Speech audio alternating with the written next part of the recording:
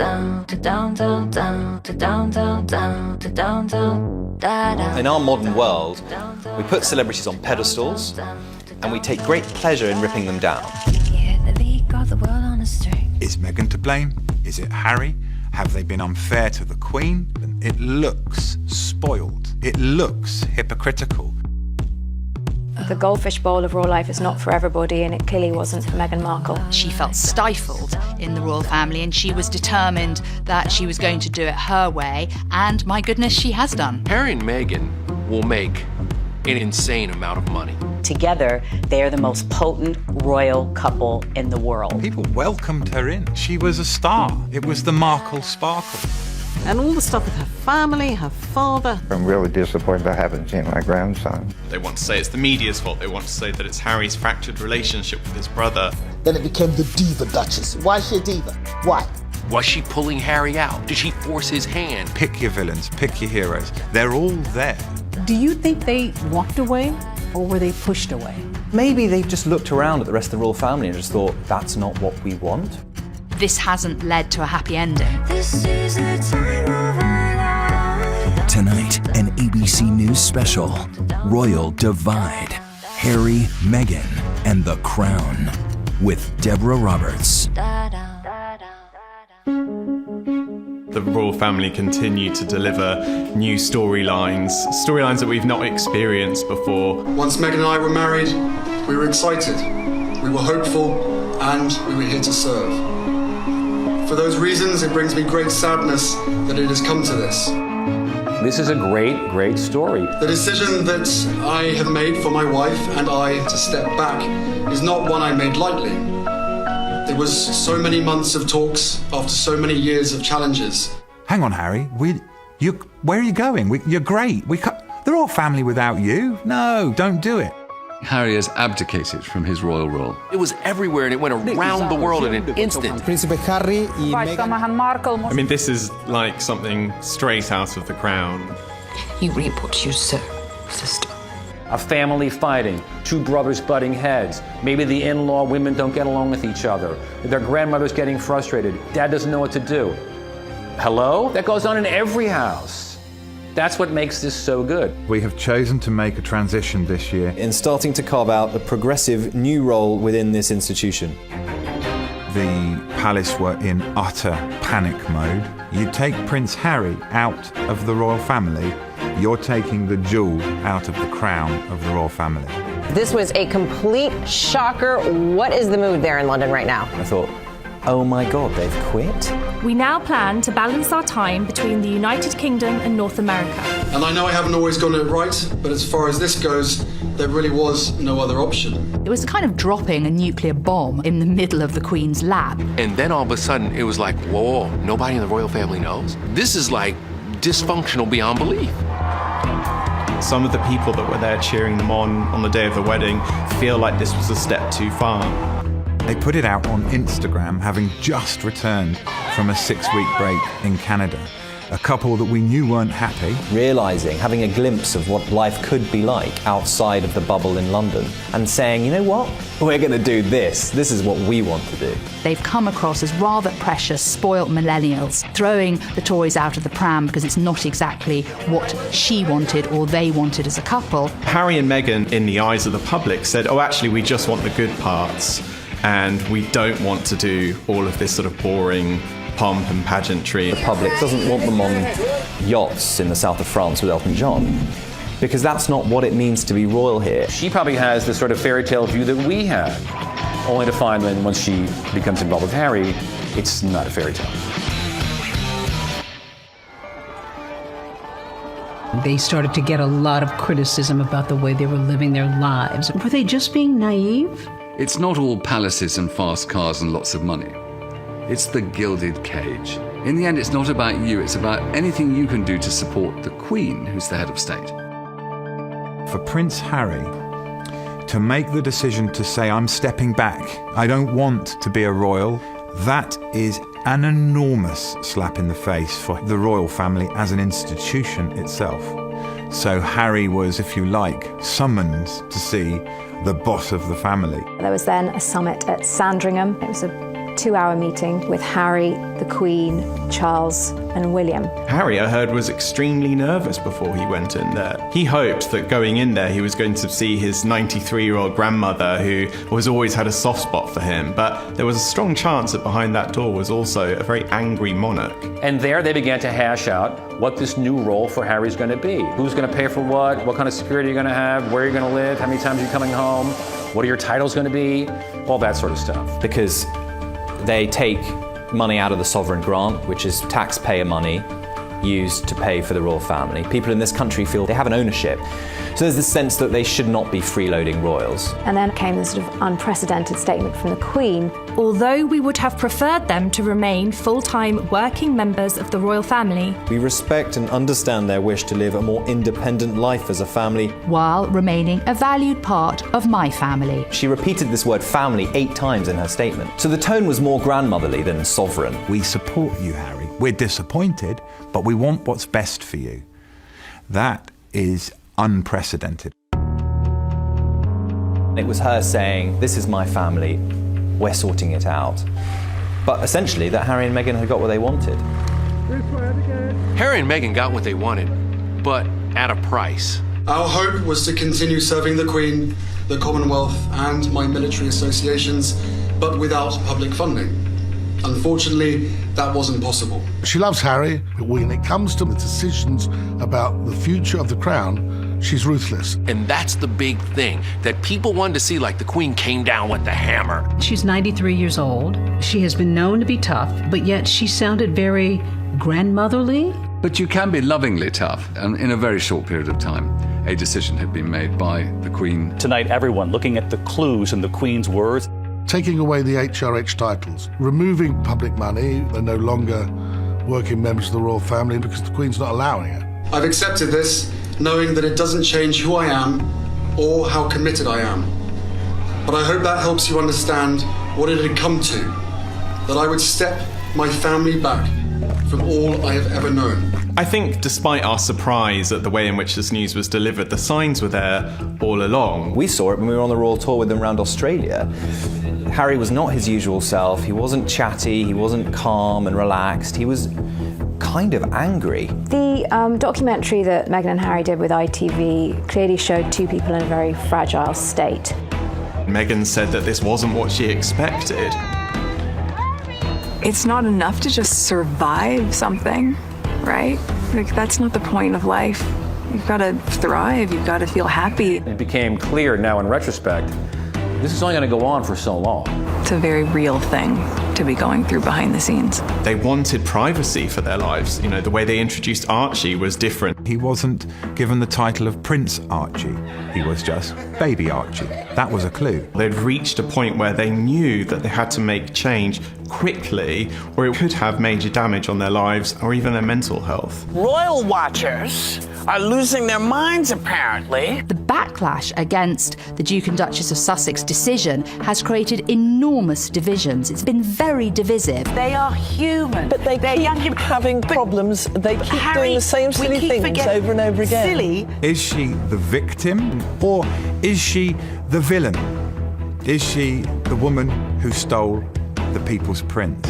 For me, maybe Meghan is the woman that set Harry free. Meghan has, if you like, given Harry the confidence and the courage to take the biggest gamble in his entire life. Next, Megxit and the media. The press in this country have made Meghan's life a living hell. Meghan is being blamed.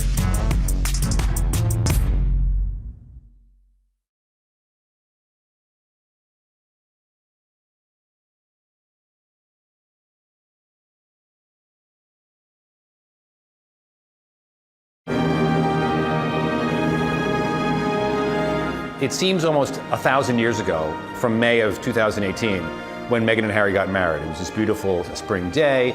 And their idyllic wedding was just typical of the British sort of adoration for them. It was so magical.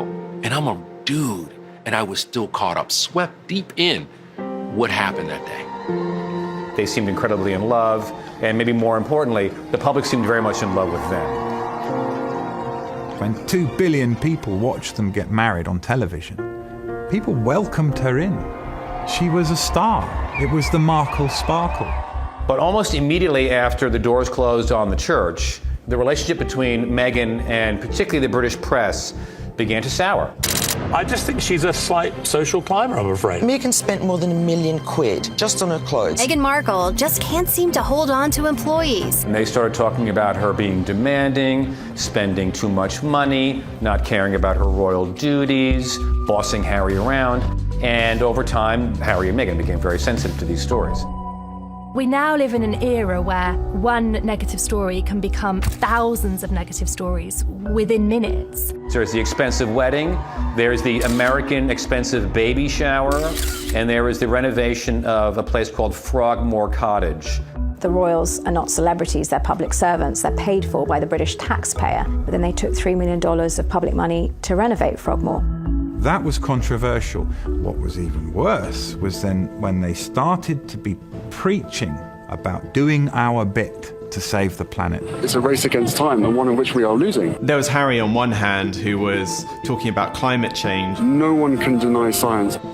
But then, in the other, he was going on private jets to attend Google summits in Italy. I think the idea of being carbon footprint crusaders and then turning up in your private jet, that's shooting fish in a barrel for the press. Don't do that, it's dumb, right? So it's diva-ish behavior, basically, that the British press is accusing them of.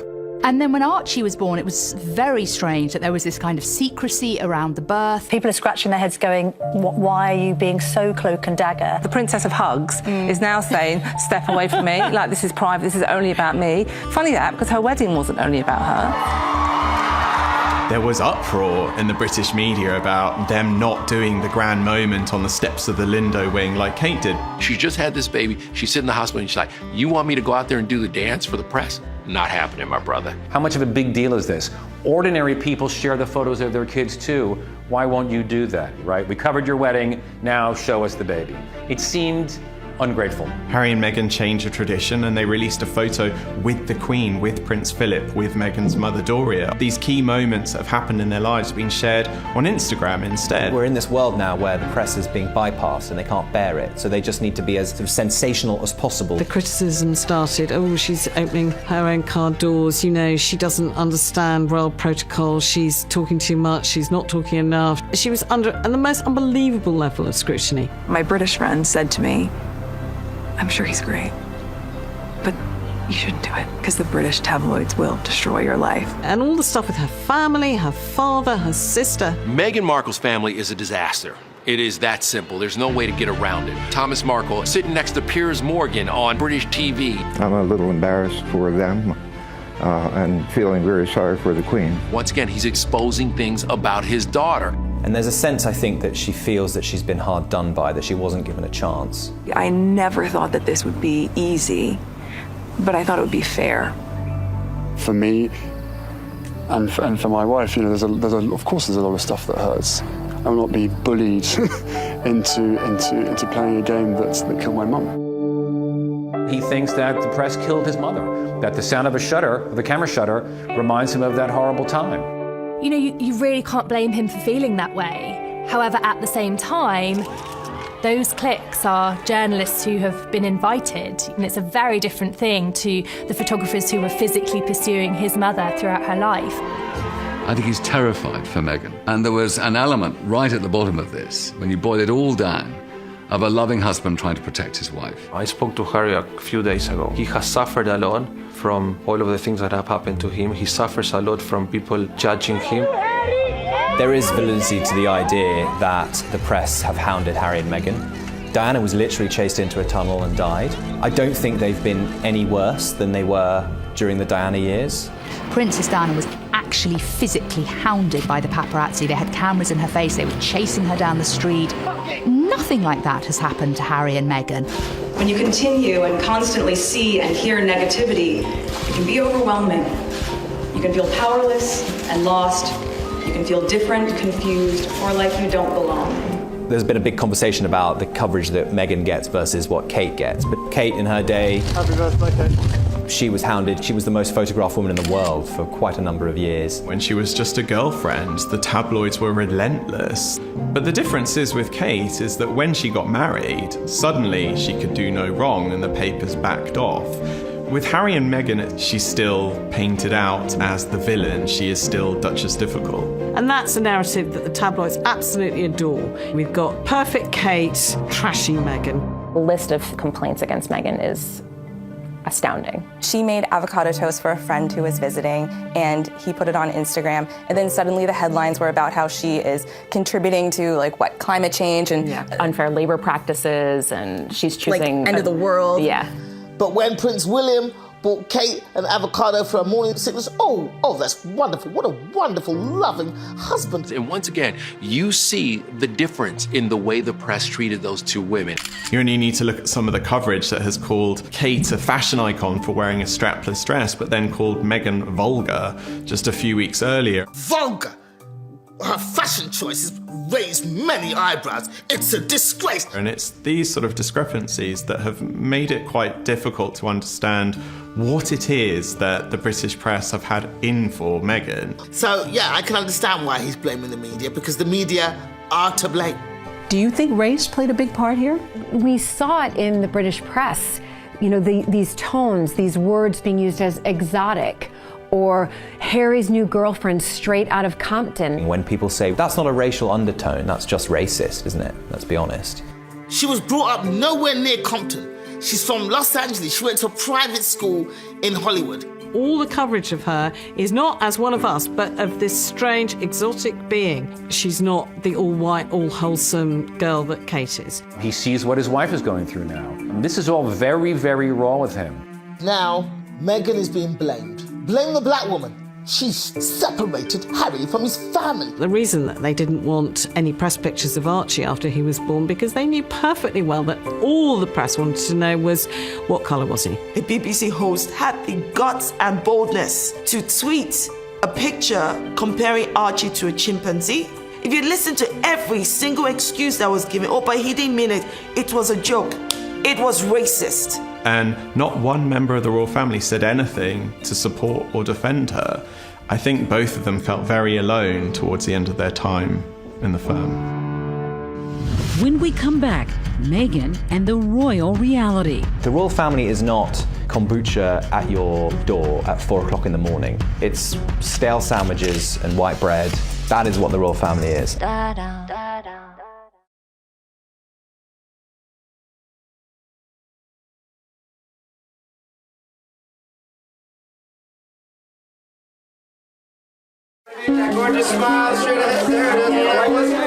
How do you take a self-made woman in her 30s who personified the American dream before she even met Prince Harry, put her into the situation of the royal family, and expect her to be able to breathe? The flip-flop culture is part of just who I am. Hippy-dippy kind of woke avocado toast eating, Pilates and yoga, smoothie. I love my cutoffs and flip-flops and being as relaxed as can be. We kind of think that's weird, all of that, She was a divorcee with 1 million followers on Instagram, an actress, didn't tick a single box of princess-in-waiting material. She wasn't just this clone come to marry Prince Charming. If anybody knows about marrying into an aristocracy, as an American, you do. Are there rules? Is there a rule book when you start to enter this world of nobility? And America, we love the royal family and we love the aristocracy, so of course we must know how it's done. Table manners, like 6 forks, 6 knives, 3 spoons, 4 glasses, and that's what Meghan has had to go into. But do you have that sense of responsibility, Prince Harry, for what you're asking Meghan to do? That sense of responsibility was essentially from day one. But, I still had to have some pretty, frank conversations with her to say, look, what you're letting yourself in for is, it's a big deal. On the day she said I do, she also took on a job at the same time, a job that she had absolutely no say in how she gets to do. The whole reason that the House of Windsor has survived is that it's essential that the spotlight is on the monarch and the heir apparent, and any other member of the royal family who tries to take too much oxygen away from the Queen or the heir has found themselves getting into difficulties. I would argue that it looks like it's a very hard place for a modern woman. Being a part of this family and the platform that comes with that is an incredible responsibility that I take really seriously. I think the way Meghan tried to work in the palace didn't fit in with how other members of the royal family worked. I know aides who have one meeting a month with their principals. Harry and Meghan were popping in and out of the office almost every day for briefings and updates. I think they felt that she'd come in and, kind of be a sleepy little royal. But Meghan was like, no, I need to know the people, the places, I'm going to talk to people, I need to know nationalities, I need to know languages. There have been reports that she comes to meetings with tons of questions and binders, that she does the work ahead of time. She's aggressively emailing her staff at 6 a.m. She couldn't do anything right. Now, if every American got in trouble because they sent emails too early in the morning, I'm like, isn't that what you're supposed to do? Women don't need to find a voice. They have a voice. They need to feel empowered to use it. And people need to be encouraged to listen. Suddenly, Meghan's charm, that was her hard work and her perseverance, was being turned into a problem for the royal family. I cannot believe it's 2020 and we're still faulting women for being ambitious. To be relatively boring is to be a very good fulfiller of the royal role. Honestly, you want to leave your glam and your drama to the politicians. The characters that do well in the royal family are those stoic characters who really live to serve, who put their head down. Camilla, who supported Charles amazingly. Kate, who is now an absolutely wonderful queen in waiting. She was incubated into being a princess. She's learned never say anything, always smile, always have lovely hair. You're done. Now, I think we, as a country, have to think, well, is that what we really want from our royal women? We want them to be Stepford wives? Really? There's a motto, never complain, never explain. And the royal family don't like it when anybody rocks the boat. That was always Diana's problem. It was isolating, but it was also a situation where you couldn't indulge in feeling sorry for yourself. You had to either sink or swim, and you had to learn that very fast. And what did you do? I swam. When the BBC Panorama interview aired, that was a seismic moment for the monarchy. You could not believe that here was one of the most prominent members of the royal family spilling the most intimate details of her life on national television. But you really believe that it was out of jealousy that they wanted to undermine you? I think it was out of fear, because here was a strong woman doing her bit. Interesting, driven, passionate people like Diana, like Meghan, they find those constraints very, very hard. You're not allowed an opinion. And in this day and age of Twitter where everyone has an opinion, it's very hard to just say, oh, you know what, I'll bite my tongue on every single little thing. And of course, it's terrifying, the thought for the royal family that this may repeat itself if the Duchess of Sussex decides to give an interview, probably to the American press. I hope to God Meghan breaks her silence and does a Diana-style interview. I hope she does. She deserves it. Why not? She needs to be able to clap back at all those haters. But Meghan gave us a glimpse into how she's feeling anyway when she spoke to ITV. That now famous phrase that she said to Tom Bradby, where she said, "Thank you for asking me how I am." And also thank you for asking, because not many people have asked if I'm okay. But it's a very real thing to be going through behind the scenes. And the answer is, would it be fair to say not really? Okay. What did you hear when you heard that statement? What I thought of that was she's a shell of herself. She's not that full of life, optimistic American that we first saw on that sofa when they were engaged. And I think she thought, well, why should I have to do all of this in the public eye if no one's going to listen to me and none of the really good ideas I have are going to be heard? I think we feel that she had this immense privilege and she's almost sort of thrown it back in our faces because it wasn't exactly what she wanted or expected it to be. They've brought diversity into the royal family. They've brought an American into the royal family, a divorcee. They've shown that they can be modern and inclusive. And yet within 2 years, Meghan can't hack it. There was going to be this clash between a family wanting to bend her into place and her wanting to change them. So, yes, maybe Meghan hasn't succeeded in totally revolutionising the royal family, but they haven't succeeded in bending her into place. Next, Harry, a reluctant prince. And during that period of frustration, did you ever wish that you weren't a prince? I wish that quite a lot, actually.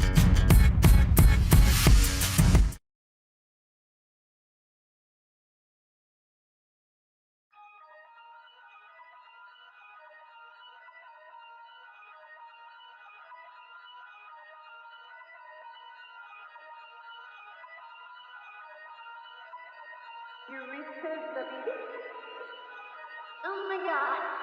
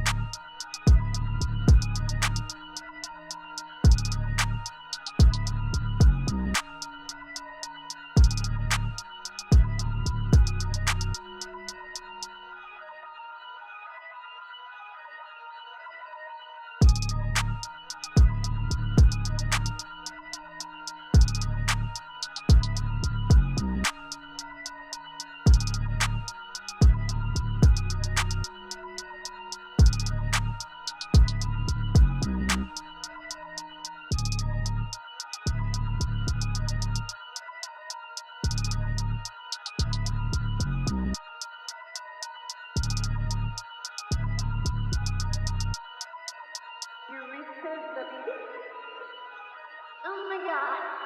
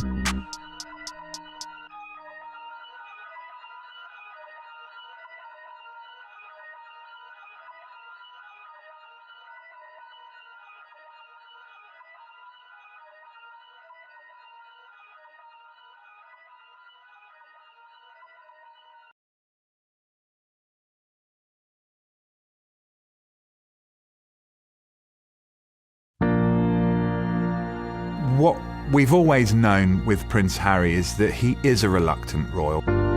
You can take the prince out of Harry, but you can't take the Harry out of Harry. I want you to hear the truth from me, as much as I can share, not as a prince or a duke, but as Harry, the same person that many of you have watched grow up over the last 35 years, but now with a clearer perspective. Now, life is going to be very different for him. Yes, the abdication of royal rank is a huge step for a prince. And he has followed his heart, God knows. He's followed his instincts. My goodness me, it's going to be a challenge making this work. But that is Prince Harry. He doesn't want to be a royal. He's being a father. This is a guy who is trying to protect his cub and his lioness from whatever it takes. He has become an incredible man, the man that his mother would be proud of. I think it's really important to remember that the British public have kind of adored Harry, and he is like the nation's favourite son. We felt so devastated for him when we saw him as a young boy walking behind his mother's coffin. Somebody losing their mother and then it being, projected to the millions on TV screens. It gives me chills thinking about it. He said, I kept thinking, this is my mother. Why are you crying? You couldn't have loved her like I loved her. The country essentially adopted Harry and William as their own. The fascination now, especially with this generation, is we care about her sons and we want to make sure that they're happy. What we saw after Diana's death is that the bond between William and Harry surpassed any brotherly bond. I think for a long time, William and Harry maybe felt like a team outside of the royal family, children of Diana, somehow, different to everybody else. But you simply cannot underestimate how close Harry and William became. Harry obviously has been born and bred with a sense of duty. At the same time, before he even met Meghan, he was talking about the possibility of not being a prince. This is my bed. I don't really make it when I'm down here, which is a joy. That's it, made. He was in the army for many years. He did 2 tours in Afghanistan. I signed up because I wanted to be one of the lads. This sort of normality for me to be amongst these guys was so important. He talked about going into the army and how that gave him a certain amount of anonymity in some ways, that he was just Harry. And then, while he was out on operations in Afghanistan, somebody says where he is and he's brought home. I think that really hurt him. We saw Harry, for a number of years after leaving the army, almost taking the role of official royal gooseberry. Like the third wheel with Meghan and Will. It would be Harry popping up in the background at all sorts of events. Enter Meghan. Enter Meghan. She's already experienced a life that he wants a slice of. The British are very kind of reticent to do anything drastic, and he kind of needed this American to come and say, no, take what you want in life, be the person you want to be in life. When you have the privilege of meeting him face to face, he doesn't disappoint. He's a life and soul. He's the guy, he's the member of the royal family that if you were going to have a barbecue or a dinner party, he'd be top of your list of invites. In spite of the place that he was given and all of the benefits and comfort that life has given him, he's one of the most committed and hardworking people that I know. Centre Ballet is a charity that is very special to Harry. It was set up in memory of Princess Diana. I was named the first ambassador for the charity, helping kids with HIV. My commitment to Centivali comes from an inspiration from the leader of Centivali, which is Prince Harry. Africa's very close to my heart. Obviously, my mother had a soft spot for Africa as well.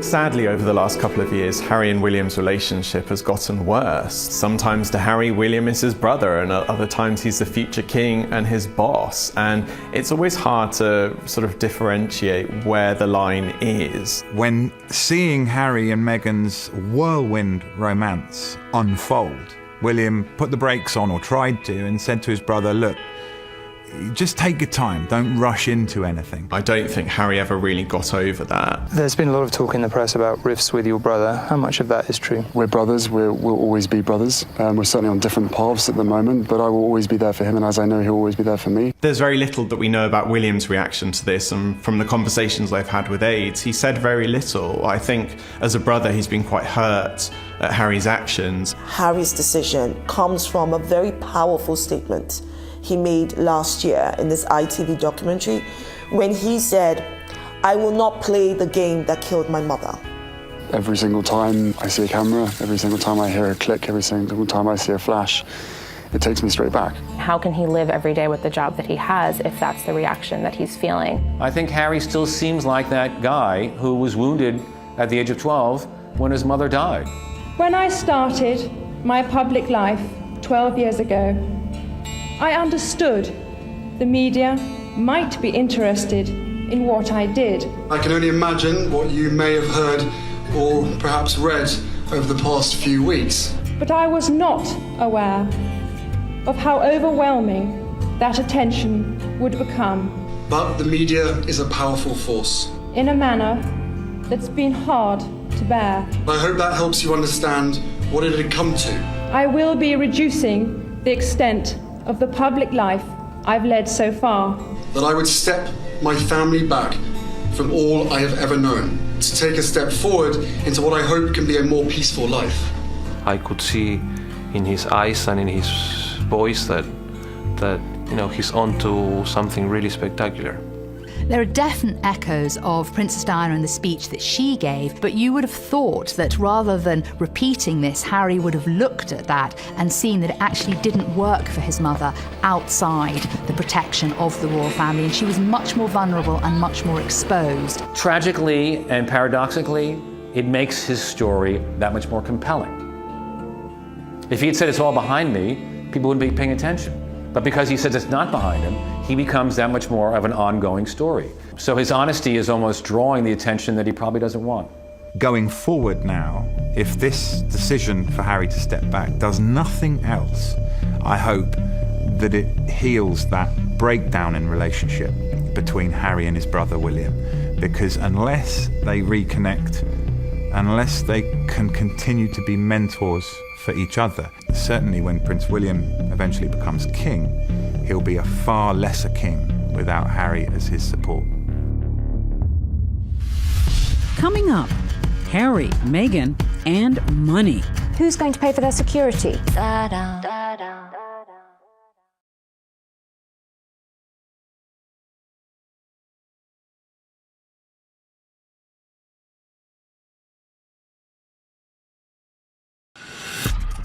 The decision that I have made for my wife and I to step back is not one I made lightly. The breakaway royals Meghan and Harry. Meghan has left the UK and now returned to Canada.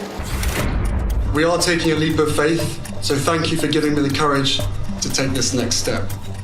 Do you think they walked away or were they pushed away? I think they walked away. I think they had enough. This is the start of a whole new adventure for the Sussexes, for Harry and Meghan, and their ability to choose to give Archie exactly what kind of life they want for him.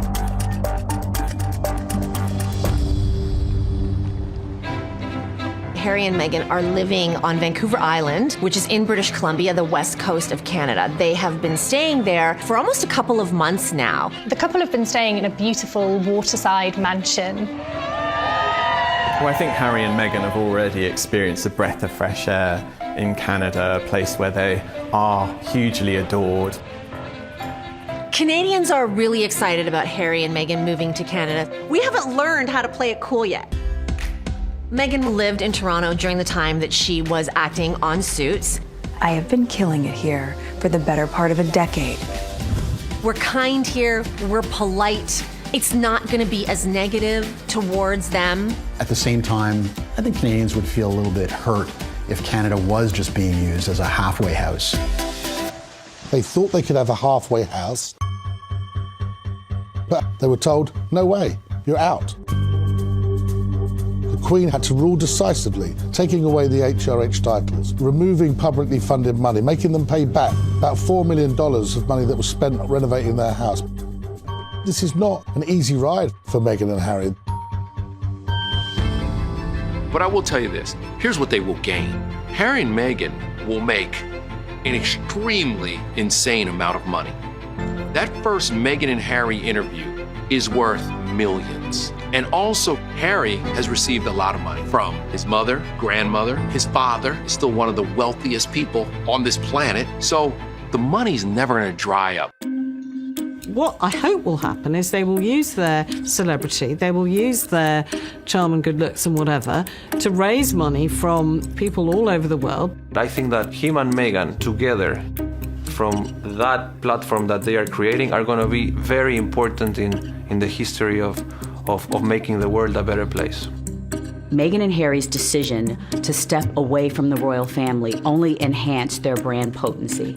They're now famous and culturally symbolic in a way that no other royals have ever really been. The problem that the Queen has is she has to protect the royal brand, and it has immense prestige. Yeah, there have been huge conflicts of interest when royals have tried to monetize the brand. I'm so unconventional that instead of serving tea, I serve ocean spray granapple juice drink. We've had Fergie with some rather strange commercial adventures. 我是 Peter Phillips. If Peter Phillips, the grandson of the Queen, is allowed to go to China and film a milk commercial, I think Harry and Meghan getting involved in philanthropic-related projects for Netflix or Apple TV is not going to be a problem. I don't think Prince Harry means he's going to become a brand ambassador for Rolex. Harry can still raise all the money he needs for Africa and the Invictus Games. Meghan can do all the things she wants to do now on a regular basis. She can be Angelina Jolie, a nice version. The last remaining question for Canadians is who's going to pay for their security? The Canadians are very particular about taxes and money and where it's going.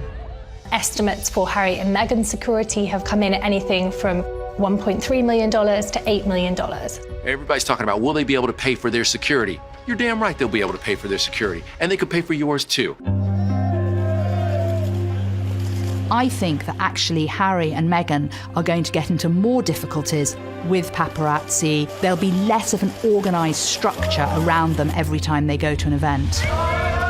We saw it with Harry's mother, Diana, Princess of Wales. Photographers chase Diana, not to get a picture of Diana. They chase Diana to get a picture of Diana in her current emotional mood. That's what's going to go on with Meghan. At every single moment in their lives, whether it's the first major commercial deal or their next child, every single moment will be tracked. The idea that by somehow stepping back from the royal family, they're going to somehow regain control of their privacy is tragically a fool's errand. That's just not going to happen. In fact, it's going to get worse. UK photographers have traveled and camped out in Vancouver Island for weeks now, so they still will be photographed in Canada. He wants to live a normal life, as normal as his life is going to be, right? Because when you have 1,000 paparazzis outside your house in Canada waiting to get one picture of your son, that's not very, very normal. Next, a monarch and her grandson. Would the British public welcome them back? I think the British public will always welcome Harry back.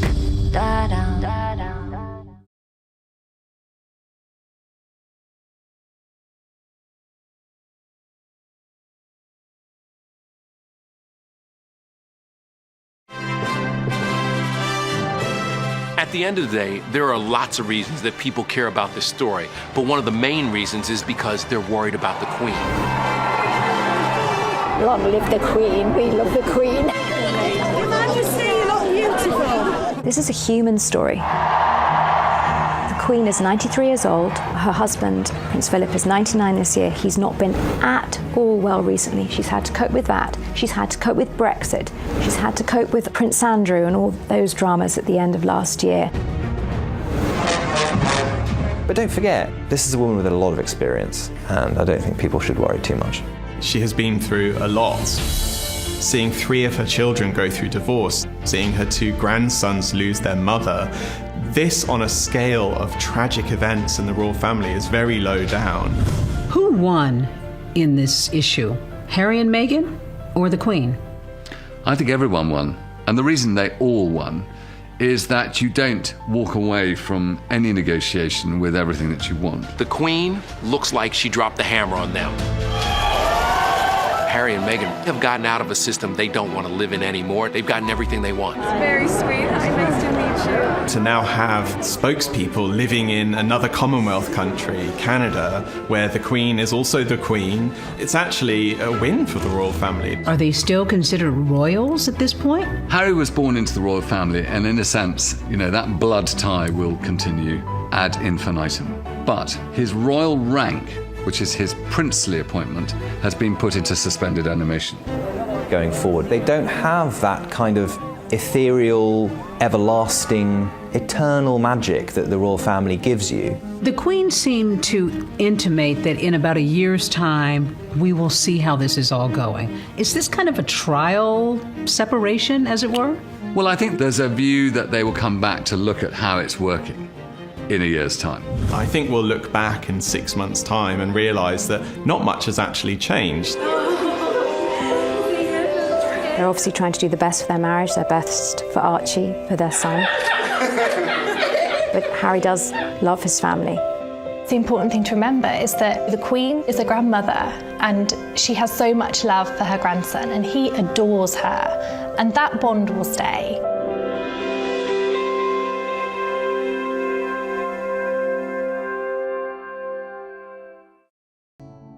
What is the mood there in London right now? I thought, oh my God, they've quit? We now plan to balance our time between the United Kingdom and North America. And I know I haven't always got it right, but as far as this goes, there really was no other option. It was kind of dropping a nuclear bomb in the middle of the Queen's lap. And then all of a sudden, it was like, whoa, nobody in the royal family knows? This is like dysfunctional beyond belief. Some of the people that were there cheering them on the day of the wedding feel like this was a step too far. They put it out on Instagram, having just returned from a 6-week break in Canada. A couple that we knew weren't happy. Realising, having a glimpse of what life could be like outside of the bubble in London and saying, you know what, we're going to do this. This is what we want to do.